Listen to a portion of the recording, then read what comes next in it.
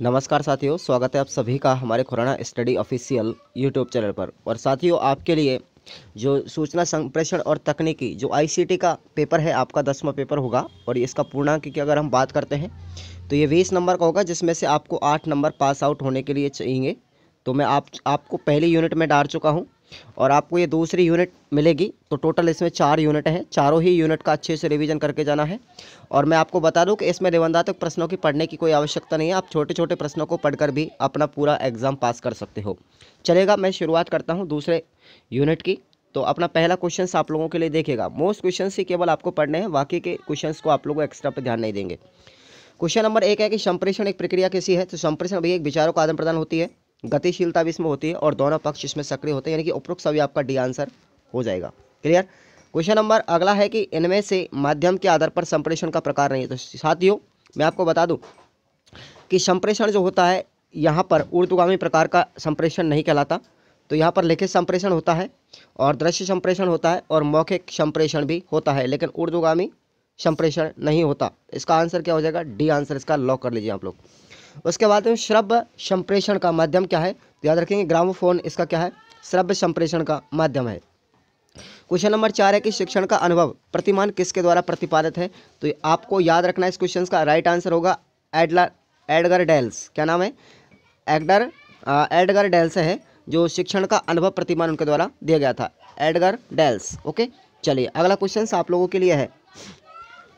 Question number अगला है 6 number, देखेंगे आप लोग कि निम्न में से जनसंचार का माध्यम क्या है। तो साथ ही आप लोग सभी जानते हैं जनसंचार के माध्यम बहुत सारे हैं, जैसे समाचार पत्र है, रेडियो है, दूरदर्शन है। चित्र, मानचित्र, स्ट्रिप्स, कार्टून और रेखाचित्र, फोटोग्राफ आदि का प्रदर्शन करने के लिए उपयुक्त उपकरण कौन सा है? Flannel board. याद रखना, flannel board, flannel board. Okay, चलिए विजुअलाइजर का सबसे महत्वपूर्ण अवयव कौन सा है? तो आइरस। आइरस, ठीक है ना। आइरस वैसे बात करते हैं तो नेत्र का वैज्ञानिक नाम है और उसके आइरस नेत्र के अंतर्गत होता है, इसलिए उसको विजुअलाइजर महत्वपूर्ण एलिमेंट माना गया है। उसके बाद अगला क्वेश्चन आप लोगों के लिए है कि ब्रेल डिस्प्ले का उपयोग किसके लिए जाता था। तो जो अंधे बच्चे होते हैं ना, दृष्टिबाधित बच्चे जो होते हैं, उनके लिए ब्रेल डिस्प्ले का उपयोग किया जाता है, या ब्रेल लिपि का उपयोग किया जाता है।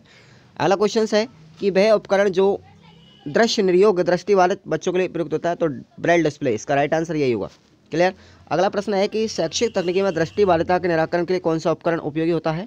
तो याद रखेंगे आप, जोज रीडर जो होता है वो अंधे बच्चों के प्रॉब्लम्स को सॉल्व करने के लिए एक बेहतरीन उपकरण होता है। क्वेश्चन नंबर अगला है, तो वह उपकरण जिसमें प्रकाश की किरणों का उपयोग करके आवाज़ को प्रकाश संवेदी रिसीवर तक पहुंचाया जा सकता है या संचरित किया जाता है, वो होता है इंफ्रारेड। क्या होता है?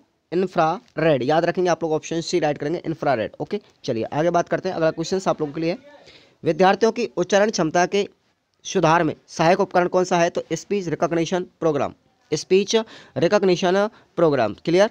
अगला क्वेश्चन आप लोगों के लिए है, नेक्स्ट है अभिक्रमित शब्द। तो आगे हम इसको पढ़ेंगे आगे। अभिक्रमित अनुदेशन कितने प्रकार का होता है? रेखीय, शाखीय और अवरोही, मैथमेटिक्स जो भी है, और कंप्यूटर आधारित, 4 प्रकार के हम अभिक्रमित अनुदेशनों के बारे में पढ़ेंगे और इससे किस तरीके से अधिगम होता है वो भी हम आपको पढ़ेंगे। तो अभिक्रमित शब्द का शाब्दिक अर्थ की अगर हम बात करते हैं तो यहाँ पर होता है क्रमबद्ध व योजनाबद्ध तरीके से विषय वस्तु का खंडों में प्रस्तुत करना अभिक्रमित कहलाता है।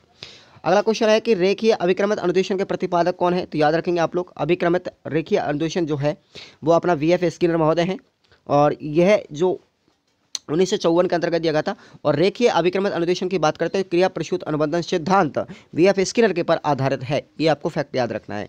अगला क्वेश्चन आप लोगों के लिए है कि निम्न में से उद्दीपन परिवर्तन कौशल का एक प्रमुख घटक नहीं है। तो याद रखेंगे आप लोग, कौन सा घटक नहीं है? तारतम्यता नहीं है। बाकी के आपके संचलन, हाव भाव और दृश्य परिवर्तन, ये तीनों होंगे।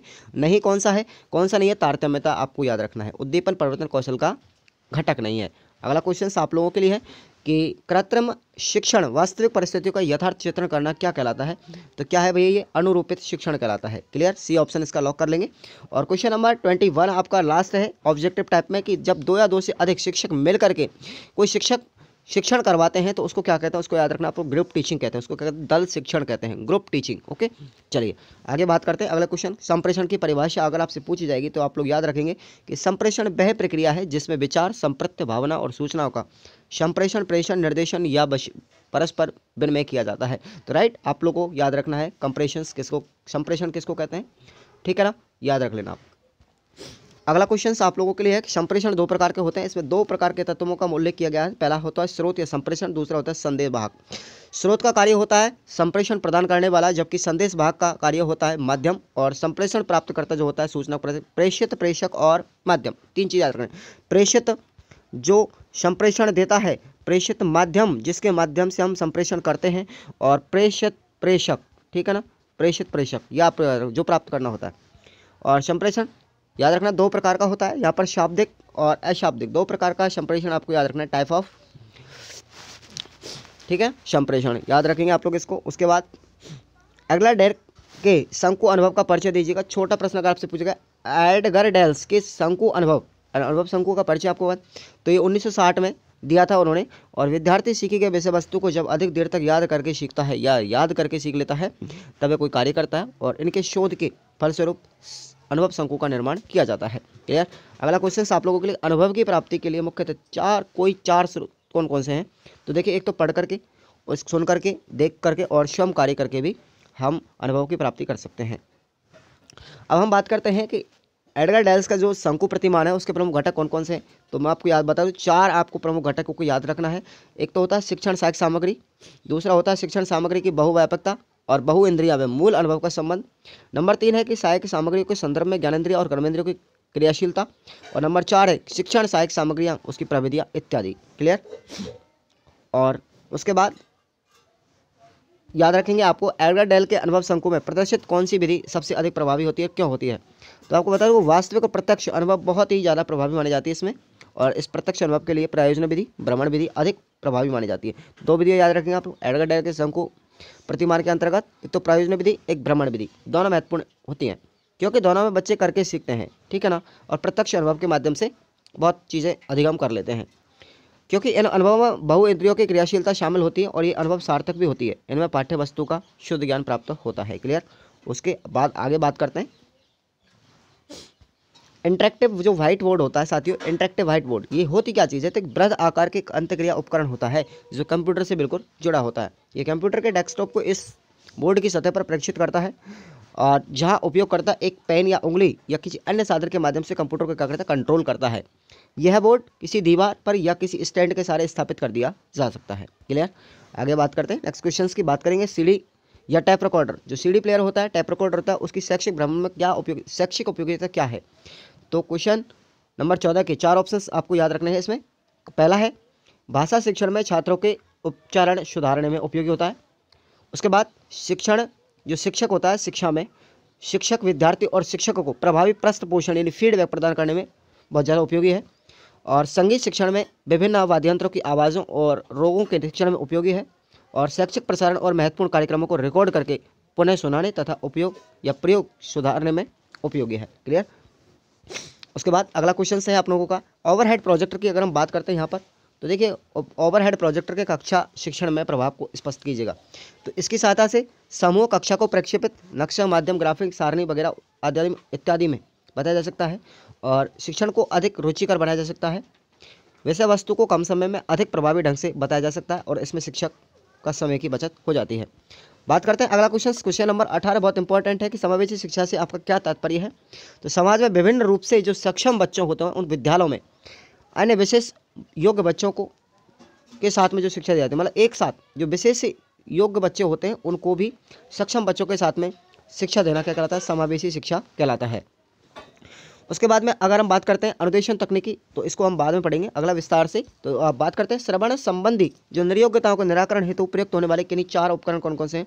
तो एक तो होता है इंफ्रारेड, दूसरा होता है कंप्यूटर तथा वेब कैम, और नंबर 4 है अपना स्मार्ट बोर्ड और हियरिंग एड, डिजिटल फैन और कैप्शन माइक्रोफोन और आई कम्युनिकेटर। ओके, ये नाम याद रखना आपको। अगला क्वेश्चन यही है कि अभिक्रमित अनुदेशन का तात्पर्य मैंने आपको बता दिया, और इसको विस्तार से आगे हम पढ़ेंगे। तो रेखीय अभिक्रमित अनुदेशन सबसे पहले आपको याद रखना है। रेखीय अभिक्रमित अनुदेशन तो ये किसके अनुसार दिया गया था? इसकी विशेषता आपको याद रखना है। दिया था ये बीएफ स्क्रीनर के माध्यम से 1954 के अंतर्गत। और इसकी उपयोगिता की अगर हम बात करते हैं विशेषताओं की, तो प्रत्येक अधिगमकर्ता समान और पथ अनुसरण करता है। प्रत्येक प्रोग्राम छोटे पदों में बनाया जा सकता है जिसमें केवल एक ही विचार, उदाहरण और नियम को लागू किया जाता है। ठीक है ना। तो ये आपको पॉइंट इसके याद रख लेना है। क्लियर। चलिए, उसके बाद अगला क्वेश्चन आप लोगों के लिए है कि भाई जो मैंने आपको बता दिया कि देखिए अभिक्रमित अनुदेशन किस सिद्धांत पर कार्य करता है, तो ये उद्दीपक अनुक्रिया या क्रिया प्रसूत अनुबंधन सिद्धांत पर कार्य करता है, जो बीएफ स्किनर के द्वारा दिया गया था। क्लियर। और वो इस उद्दीपन अनुक्रिया सिद्धांत कब दिया था? 1938 के अंतर्गत दिया था, जिसमें चूहों पर प्रयोग किया था बीएफ स्किनर ने। और रेखीय अभिक्रमित अनुदेशन की अगर हम बात करते हैं तो ये सिद्धांत दिया था इन्होंने, ये प्रणाली इन्होंने दी थी 1954 के अंतर्गत। क्लियर। दोनों चीज़ें आपको याद रखनी है। उसके बाद आगे बात करते हैं कृत्रिम शिक्षण क्या चीज़ होती है। कृत्रिम शिक्षण की बात करें, इसको दूसरा नाम कह सकते हैं अनुरूपित शिक्षण। तो इसमें क्या होता है, विद्यार्थी शिक्षकों को कक्ष में जाने से पहले पूर्व में ही साथी विद्यार्थियों के समक्ष अभ्यास का अवसर दिया जाता है, जिसको हम अनुरूपित शिक्षण कहते हैं। क्लियर। अनुरूपित शिक्षण विद्यार्थी शिक्षकों को वास्तविक कक्षा शिक्षण की चुनौतियों का सामना करने के लिए तैयार करता है और आत्मविश्वास को बढ़ाने में सहायता करता है।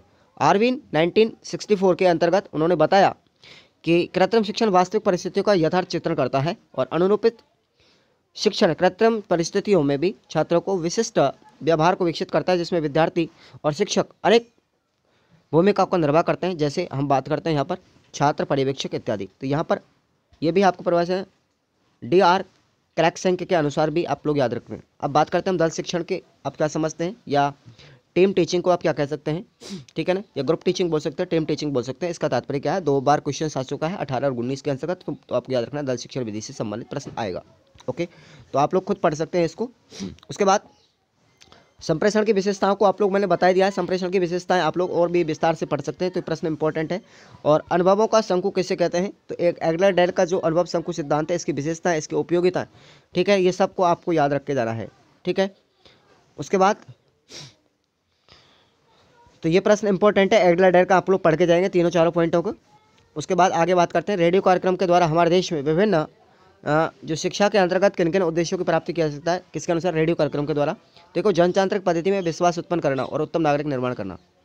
उसके बाद राष्ट्रीय चरित्र का निर्माण करना और राष्ट्रीय हितों को प्रमुखता देने की भावना का विकास करना। शिक्षण को सरल बना करके बालकों में ज्ञान की जिज्ञासा उत्पन्न करना और विद्यार्थी और शिक्षकों में कल्पना शक्ति का विकास करना इसका उद्देश्य है। और कम खर्चीला होने के कारण प्रत्येक व्यक्ति का उपयोग किया जा सकता है, प्रत्येक व्यक्ति के द्वारा। उसके बाद बात करते हैं कि भाई जो अपना रेडियो प्रसारण है उसमें शैक्षिक उपयोग के सुझाव हेतु, तो इसमें शैक्षिक उपयोग को प्रभावी बनाने के लिए सुझाव दिया जाता है। पहले सुझाव है अपना प्रसारण पूर्व तैयारी, तो प्रसारण से पूर्व क्या क्या तैयारी रखनी है। दूसरी चीज़ प्रसारण सुनना। नंबर 3 है कि प्रसारण के पश्चात क्या क्रियाएं होंगी, ठीक है ना, तो ये आपको याद रख लेना है। उसके बाद में कक्ष में श्वेत श्यामपट्ट जो होता है, ब्लैक बोर्ड जो होता है, ठीक है ना, और उसका उपयोग में क्या क्या सावधानी बरती जानी चाहिए। तो बहुत अच्छा इंपॉर्टेंट क्वेश्चन है, आप लोग तीनों चारों फैक्टों को इसको अच्छे से याद रखना, ये वेरी वेरी मोस्ट क्वेश्चन है। ओके, चलिए आगे बात करते हैं, नेक्स्ट क्वेश्चन की तरफ बढ़ते हैं। इंटरेक्टिव बोर्ड की 2 विशेषताओं को मैंने आपको बता दिया ऊपर भी, और आप लोग नीचे भी पढ़ सकते हैं। 2 विशेषता कौन कौन सी, एक तो लिखित सामग्री और चित्रों को प्रदर्शित करना, इंटरेक्टिव बोर्ड का प्रमुख कार्य है। उसके बाद डिजिटल नोट्स अध्ययन सामग्री को संरक्षित करना और नोट्स को ईमेल, वेब या प्रिंट के द्वारा प्राप्त करना। नोट्स तथा अध्ययन सामग्री को भी शिक्षण हेतु दोबारा उपयोग में लाने के लिए सुरक्षित करना और समूह के रूप में वेबसाइट देखना। क्लियर, ये आपको पॉइंट इसकी याद रख लेना है।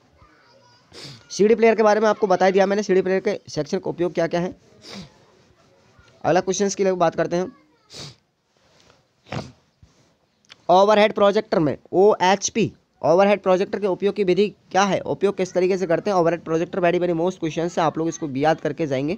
अगर मैंने इसको पूरा उत्तर भी बोलने लगा तो साथियों इसका बहुत लंबा मामला हो जाएगा, इसलिए आपको PDF प्रोवाइड करवाई जाएगी टेलीग्राम पर, आप लोग सभी साथी देख लेंगे। ओके, और निशान में आपको लगा रहा हूँ, एक तो मल्टीमीडिया प्रोजेक्टर है, इसका शिक्षा में क्या उपयोग है। क्लियर। उसके बाद अगला क्वेश्चन आप लोगों का आता है, नेक्स्ट है AD मॉडल क्या है। AD मॉडल क्या है, इसके बारे में आप लोग पढ़ के जाएंगे। इसके निर्माण के विभिन्न चरणों का कौन कौन से, तो इसका AD मॉडल आप लोग पढ़ के जाएंगे। और इसके चरण की बात करते हो, पहला विश्लेषण है, दूसरा डिजाइन है, तीसरा कौन सा है, विकास है, और नंबर 4 है कार्यान्वयन, और 5वां मूल्यांकन। इन सभी पॉइंटों को आप लोग याद करके जाएंगे। डिजाइन है, विकास है, क्रियान्वयन है, कार्यान्वयन, उसके बाद मूल्यांकन, 5 पॉइंट आप लोग याद करके जाएंगे। उसके बाद में अगला बात करते हैं हम सूक्ष्म शिक्षण चक्र को बनाएगा। तो सबसे पहले सूक्ष्म पाठ्य योजना तैयार करेंगे, दूसरे नंबर पर शिक्षण सूत्र का उपयोग करेंगे, प्रतिपुष्टि प्रदान करेंगे, और फिर पुनः पाठ्य योजना का निर्माण करेंगे।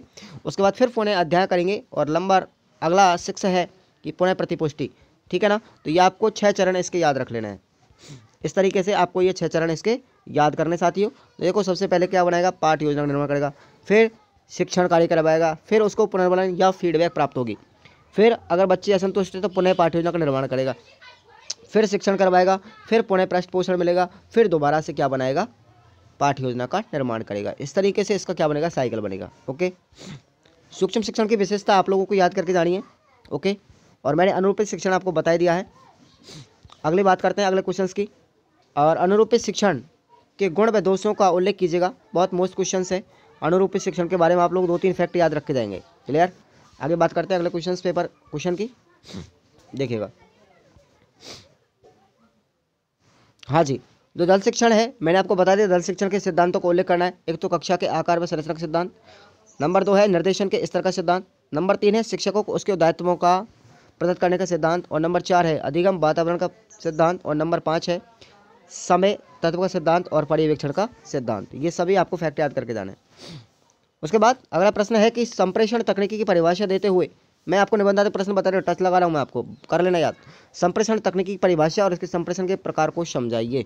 एक क्वेश्चन तो ये है। दूसरा क्वेश्चन आप लोगों के लिए मैं आपको बता रहा हूँ, बढ़ के जाना है केवल और केवल, ज़्यादा कुछ नहीं है, ठीक है। उसके बाद नेक्स्ट क्वेश्चन आप लोगों के लिए आता है, अगला डेर का अनुभव शंकु को विस्तार से समझाइएगा। अगर आपने अगला डेर का पढ़ लिया तो बहुत अच्छा मामला सेट हो जाएगा, ठीक है ना। तो यहाँ पर ये प्रश्न थे हमारे, और आप लोग पढ़ के जाएंगे, कोई दिक्कत वाली बात नहीं है। धन्यवाद साथियों, मिलते हैं नेक्स्ट यूनिट में। Thank you.